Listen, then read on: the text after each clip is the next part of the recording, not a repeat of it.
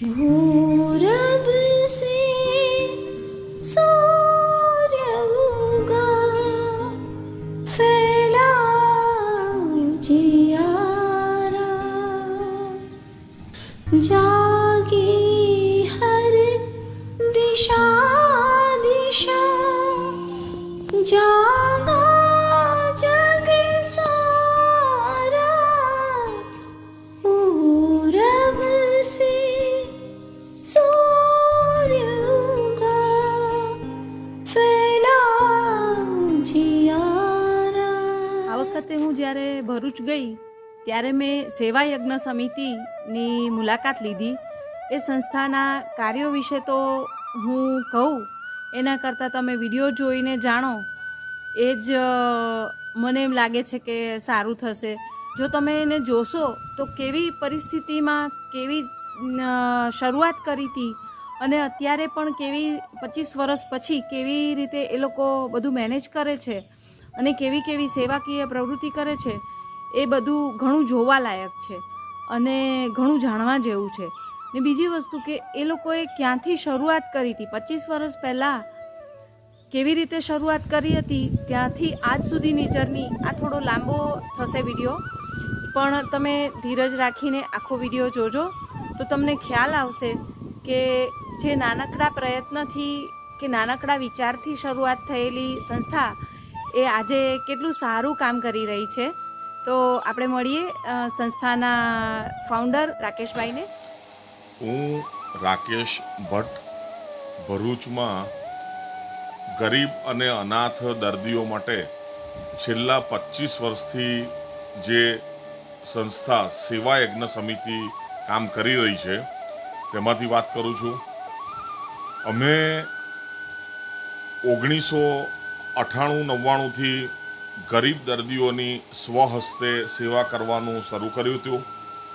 તે પહેલાં અમે એક એવો સર્વે કર્યો હતો કે કયા સેક્શનમાં સેવાની જરૂર છે, અને તેમાં અમે શિક્ષણ છે, પછી સ્પોર્ટ્સ અને રિહેબિલિટેશન છે, વુમન એમ્પાવરમેન્ટ છે, પછી આપણે સ્વાસ્થ્યનું સેક્શન જોઈએ, તે સ્પિરિચ્યુઅલ જોઈએ, કાસ્ટ પ્રમોશન જોઈએ, આ બધા અમે સેક્શનમાં સર્વે કર્યો. આ બધામાં અમને ખબર પડી, અનુભવ થયો કે જે સ્વાસ્થ્યનું ક્ષેત્ર છે, જો માણસ પોતે સ્વસ્થ હશે તો તેના તમામ વિકાસ, એનો તમામ સર્વાંગી વિકાસ સારી રીતે થઈ શકશે. એટલે સ્વાસ્થ્ય, હેલ્થ, સારી હેલ્થ એ આ બધા વિકાસનો, સર્વાંગી વિકાસનો પાયો છે. હવે આમ તો આ મૂળ વિચાર મને જ્યારે હું 12 વર્ષનો હતો ત્યારે આવ્યો હતો કે આપણે આ દેશ માટે કંઈક કરવું છે. અને આ દેશ એ શું છે, એ લિવિંગ અને નોન લિવિંગ થિંગ્સ, એ આપણો આ ભારત દેશ છે. એટલે એ ભારત દેશ માટે સેવા જ હોઈ શકે. આ પર્યાય સાથે અમે આ મારો વિચાર જીવંત રાખ્યો હતો. ધોરણ 12માં આવ્યો ત્યારે પણ એક મને અનુભવ એવો થયો, અને જેને લઈને મને પેલી સંવેદના વધુ ને વધુ મારી દ્રઢ થતી ગઈ કે હજુ પણ આપણે આપણા દેશ માટે હું કંઈ કરી શકતો નથી. વળી પાછું મારે પોસ્ટ ગ્રેજ્યુએશન કરવા જવાનું થયું, ત્યાં પણ મને એક એવો કિસ્સો જોવા મળ્યો, અને તેને લઈને મારે જે હું 12 વર્ષનો હતો ને ત્યારે મારે જે એક સેવાના બીજ ફૂટેલા તે ખરેખર પછી વધુ દ્રઢ થઈ ગયા. અને મેં અત્યારે 50 વર્ષનો છું, પણ મારી ઉંમર લગભગ 24મી કે 25મી વર્ષે મારી ઉંમરના મેં આ સેવાકીય કાર્ય મેં અને મારા પત્નીએ શરૂ કર્યું. સ્વાસ્થ્યના ક્ષેત્રમાં કામ કરવું હતું એટલે બધી સિવિલ હોસ્પિટલો, મોટી મોટી મેડિકલ કોલેજોમાં જોયું કે ભાઈ એકચ્યુઅલી તકલીફ ક્યાં છે. તો અમે જોયું કે ઘણીવાર દર્દીને પણ કેવું હોય છે કે કુટેવ હોય, દર્દીને આકસ્મિક ઇજાઓ થઈ હોય, સ્વાસ્થ્ય પ્રત્યે જાગૃતતા ના હોય, યા તો નાની મોટી બીમારીઓને એ દર્દી હોય તો એ નિગ્લેક્ટ કરતો હોય. તો આવી બધી દર્દી સાઈડની તકલીફો જોઈ. તે ઉપરાંત અમે પછી જોયું કે ઘણીવાર સરકારશ્રીની જે સંચાલિત હોસ્પિટલો છે એમાં ડૉક્ટર્સ પેરામેડિક્સ ન હોય યા દવા ન હોય, કોઈ વાર ઇન્ફ્રાસ્ટ્રક્ચર ના હોય, કોઈ વાર મશીનરી ન હોય અથવા મશીનરી હોય ને તે ચાલુ ન હોય. આવા બધા બે સાઈડથી અમે કન્સ્ટ્રેન્ટ અમે જોયા. એટલે પછી અમને એવું થયું કે આપણે આમાં પૂરક શા માટે ન બની શકીએ. નવી નવી હોસ્પિટલો ઊભી કરવી એના કરતાં અહીં જે જરૂર છે, કોઈ પણ દર્દીની જાન બચાવવી હોય, કોઈ હ્યુમન બિઈંગની આપણે સર્વાઈવ કરવો હોય તો આપણે પૂરક પ્રવૃત્તિઓ કેમ ન કરીએ. તો અમે 1998થી એક દાઝેલા કેસથી આ કામ શરૂ કર્યું અને એક દાઝેલા કેસના દર્દીને જેટલી જરૂરિયાત હતી એની બહારથી દવાઓ લાવવાની હતી તે, એનો જે પણ કંઈક ખોરાક લાવવાનો હતો તે, અને સર્જિકલ આઇટમ્સ તે અમે લાવીને એને આપ્યા ફિઝિકલ. અને એ દર્દી સાજો થઈ બેઠો થયો અને પોતાના પગે ચાલતો થયો. પછી અમે રોજે રોજ સિવિલ હોસ્પિટલમાં જવા માંડ્યા અને સિવિલ હોસ્પિટલમાં એક વોર્ડ સુધી અમે પહોંચી રહ્યા. બન્સ વોર્ડ સુધી પહોંચતા અમને 1-2 મહિના લાગ્યા કે જેમાં બધા જ બન્સની અમે સેવા કરીએ. પછી ધીરે ધીરે સમય જતો ગયો તેમ તેમ અમારે આખી સિવિલ હોસ્પિટલના અલગ અલગ વોર્ડમાં અમે જતા હતા. ત્યાંના દર્દીઓને પૂછીએ કે ભાઈ તમારે શું જરૂર છે. કોઈને પ્લેટ લાવવાની હોય, સળિયા લાવવાના હોય, કોઈને દવા બહારથી લાવવાની હોય, સર્જિકલ આઇટમ લાવવાનો હોય, કોઈને સીટી સ્કેન કરવાનું હોય, MRI કરવાનું હોય, પૈસા બહુ જ લાગતા હોય. તો આ બધું કામ અમે એમને ફિઝિકલ કરાવવાનું શરૂ કર્યું. કોઈને પણ અમે પૈસા કેશ આપતા ન હતા. હવે શું થયું કે ધીરે ધીરે અમારા મિત્રોને અને સ્નેહીઓને ખબર પડી એટલે અમને તે વખતે એ પોતાના પોકેટમાંથી અમને ફંડિંગ કરતા હતા અને ધીરે ધીરે લગભગ આખી હોસ્પિટલ અમે 3-1 વર્ષમાં અમે આખી હોસ્પિટલમાં બધે જ વોર્ડમાં લગભગ પહોંચી ગયા અને બધા દર્દીઓ સાથે અમારે રોજની રોજ મુલાકાતો થવા માંડી અને એમના માટે અમે કામ કરતા થયા. આમ કરતાં કરતાં લગભગ અમારા 5થી 6 વર્ષ વીતી ગયા. પછી અમારે ઘણીવાર એવું બને કે બડોદરા જવું પડે, સુરત જવું પડે કે તે હાયર સેન્ટર છે અને ત્યાં મલ્ટી સ્પેશિયાલિટી હોસ્પિટલ ગવર્મેન્ટની છે. તો અહીંથી જે દર્દી રિફર થાય હેડ ઇન્જરીના, ન્યુરોસર્જરીના કે યુરોસર્જરીના, તો એ બધાને લઈ જાય તો પછી અહીંથી મોકલે તો અમે ત્યાં જઈએ અને ત્યાં પણ જઈને એમની જરૂરિયાત અમે પૂરી કરતા હતા. એમ કરતાં કરતાં બીજા 2 વર્ષ વીતી ગયા. હવે અમે શું થયું કે અહીંયા સિવિલ હોસ્પિટલમાં સરકાર રસોઈયા એટલે ડાયટ આપતી હતી, પણ સરકારે ત્યાં પછી કંઈક એવો નિર્ણય લીધો કે તમે ભાઈ NGOને તમે આઉટસોર્સ કરો અને રસોઈ બનાવવાનું તમે NGOને કામ સોંપી દો. તો અમે સહર્ષ આ કામ સ્વીકારી લીધું અને 2008થી સિવિલના ઇન્ડોર દર્દીઓ જે છે તેમને ડાયટ આપવાનું શરૂ કર્યું અને એમના જે પણ કંઈક ડાયટિશિયનનો અમારો ડાયટ એડવાઇસ આવે એ પ્રમાણે અમે જમવાનું બનાવીને એમને ડોર ટુ ડોર અને કોટ ટુ કોટ સર્વિસ અમે આપવાની શરૂ કરી.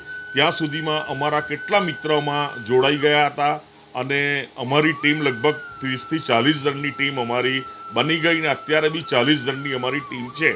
અને અમે સેવા યજ્ઞ સમિતિ એના એક ઓથા હેઠળ, એના નેજા હેઠળ, એના નામ હેઠળ અમે આ કામ કરતા હતા. અને 2009માં અમે જોયું કે દર્દીને જે ડાયટ આપવામાં આવે છે એમાંથી દર્દીના સગા પણ શેર કરે છે, એમાંથી જમે છે તો દર્દીને એટલું ઓછું મળે છે. તો અમે ધીરે ધીરે દર્દીના સગાને પણ 2 થી 3 વસ્તુ આપવાની શરૂ કરી કે ચપાતી અને સબ્જી છે યા સબ્જી અને રાઈસ છે કે દાળ અને રાઈસ છે, એ રીતે અમે આપવા માંડ્યા જેથી કરી અને દર્દીનું પણ સચવાઈ રહે અને એમના સગાને પણ દૂર સુધી નોન હાઇજેનિક ફૂડ ખાવા જવું ન પડે. એમ કરતાં કરતાં અમે લગભગ 2011-12 સુધી બધા જ દર્દીના સગાને ફૂલ ડાયટ આપતા થઈ ગયા. દર્દીને પણ પૂરેપૂરો ડાયટ તો અમારો ચાલુ જ હતો આપવાનો. એટલે એ રીતે અમારું કામ ચાલતું હતું. મીનવાઇલ અમને જીપેક કંપની દ્વારા એક એમ્બ્યુલન્સ આપવામાં આવી. બીજી અન્ય લગભગ 8 થી 9 ઇન્ડિવિજ્યુઅલ અને દહેજની ઘણી કંપનીઓ દ્વારા એમ્બ્યુલન્સ આપવામાં આવી. 10 એમ્બ્યુલન્સ અમારી પાસે છે. એ એમ્બ્યુલન્સ દ્વારા અમે આખા એક્રોસ ગુજરાત ગરીબ દર્દીને ₹0 પર કિલોમીટર એટલે કે એક પણ પૈસો લીધા વગર એને ભરૂચથી ચાહે વાપી જવું હોય, અમદાવાદ, પાલનપુર જ્યાં જવું હોય ત્યાં એને ટોટલી અમે ફ્રી સર્વિસ આપીએ છીએ, કોઈ પૈસો અમે લેતા નથી. હવે આની સાથે અમારે એ 2009થી એવું થયું કે સિવિલ હોસ્પિટલમાંથી ઘણા દર્દીઓને રજા આપી દે. રોડ પર, ફૂટપાથ પર, ડેપો પર, સ્ટેશન પર ઘણા દર્દીઓ એવા પડેલા હોય અનએટેન્ડેડ, કે જે લોકોની ઉંમર વધારે હોય, અશક્ત હોય અને કોઈ નાના મોટા રોગથી પીડાતા હોય અને જેમનું ઘરબાર છે નહીં, એ લોકોને અમે લાવી અને અહીંયા એક નાનું ટેન્ટ બનાવ્યો. એમાં અમે રાખતા હતા.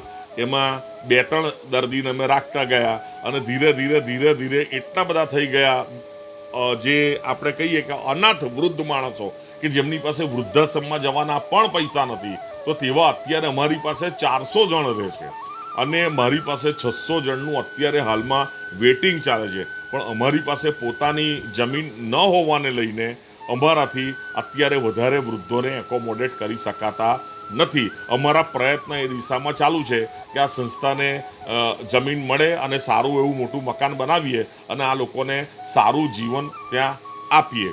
હવે અમે જે આ વૃદ્ધોને રાખીએ છીએ તે અત્યારે ઝાડ નીચે પતરાના મોટા 100-200 ફૂટ લાંબા 5 થી 6 શેડ બનાવેલા છે, એમાં રાખીએ છીએ. અને એમાં 3 થી 4 કેટેગરીના વૃદ્ધો છે. અમુક લોકોને લેપ્રસીવાળો હોય છે, અમુક HIV વાળા હોય છે, સ્કિન ડિસીઝવાળા હોય છે અને બીજા છે ઇરરિલેવન્ટ બિહેવિયર, સ્કિઝોફેનિયાવાળા, એવા બધા હોય છે. અને ઘણા લોકો હોય છે કે જે લોકો એક્સિડન્ટમાંથી તરત બહાર આવેલા હોય, હાથ કે પગ કપાઈ ગયા હોય, ડફ મ્યુટ હોય, બ્લાઇન્ડ હોય, એવા બધા વૃદ્ધોને રાખીએ છીએ અને એમની જરૂરત પ્રમાણે એમને દૈનિક તમામ વસ્તુઓ અમે આપીએ છીએ અને એમની દૈનિક જે ક્રિયાઓ હોય તે અમે પૂરી કરી આપીએ છીએ. જો એમને ડૉક્ટરને બતાવવાનું હોય તો ડૉક્ટરને પાસે લઈ જઈએ છીએ, સાયકાટ્રિક ડૉક્ટરને પણ અહીંયા અમે બોલાવીએ છીએ. એટલે એમ કરતાં અમારે આજે સેવા યજ્ઞ સમિતિ જે 30 રૂપિયાથી કામ શરૂ કરેલું તે આજે લગભગ અમારો રોજનો ઓપરેટિંગ કોસ્ટ 1,10,000ની આસપાસ રોજનો ખર્ચો અમારો આ નિભાવ થઈ જાય છે આખી સંસ્થાનો. એટલે અમારે વર્ષે સારા એવા ફંડની જરૂર પડે છે. આ મેડિકલ ફિલ્ડ છે એટલે પૈસા અમારાથી બચતા નથી, જો કે અમારે બચાવવા પણ નથી, પરંતુ અમારે ફંડ માટે સતત દોડવું પડે છે અને દર્દીઓ તો અમારી પાસે આવ્યા જ કરે છે. એટલે આ જે દર્દીઓ છે તે એ લોકો માટે હું એટલું જ કહીશ કે આ દર્દીઓને વધારે ને વધારે સારી સેવા મળે, સુવિધા મળે, એ માટે જો હજુ જે પણ સ્નેહીજનો છે, જે લોકો કહેવાય ને કે માનવતા માટે કંઈક કરી છૂટવું છે, એવા લોકો આગળ આવે ગમે તે રીતે, માનો કે કોઈ શારીરિક, આર્થિક, માનસિક જે પણ રીતે અહીંયા આવી અને અમારી સાથે જોડાય, સેવા કરે તો બહુ સારું રહે. આપણે હજુ ઘણા એવા અનફોકસ્ડ એરિયા છે કે ત્યાં પહોંચવું છે અને એવા લોકો, એવા માણસોને અહીંયા લાવવા છે અને એમને સારું જીવન આપવું છે. એટલે આમ કરતાં હું કહી શકું ચોક્કસ કે અમારી પાસે સેવાયજ્ઞમાં વર્ષે લગભગ 24,000 થી 25,000 અનકોમન ડિસીઝવાળા દર્દી આવે છે કે જે લોકોને તાવ, કાશી, શરદી સિવાયના તકલીફ હોય છે અને એમાંથી અમે લગભગ 15,000 થી 16,000 દર્દી સુધી અમે પહોંચી શકીએ છીએ. બાકીના પાસે પહોંચાતું નથી કેમ કે અમારી પાસે પણ પૈસાનો થોડો અભાવ હોય છે, એટલે અમારે પછી દર્દીને ના પાડવી પડે છે. તો એવી એક અમારે અત્યારે તકલીફ રહે છે. અને બીજું શું છે કે એમ્બ્યુલન્સમાં બી એવું છે કે એમ્બ્યુલન્સ અમારે ટોટલી બધાને ફ્રી કરીએ છીએ, એટલે વાર્ષિક 18 થી 20 લાખ રૂપિયા તો અમારા એના ડીઝલમાં જ થઈ જાય છે. એટલે એનો સવાલ નથી, પણ જે અમારા વોકિંગ ડોનર્સ છે જે અમને આવે છે અને ફંડિંગ કરે છે, એ બધા જે આ ફંડમાંથી અમે આ વસ્તુ મેનેજ કરીએ છીએ. અને હાલમાં અમે શું કર્યું છે કે ગવર્મેન્ટ સાથે અમે એક ટાઈઅપ કરી અને રેન બસેરા બનાવેલું છે.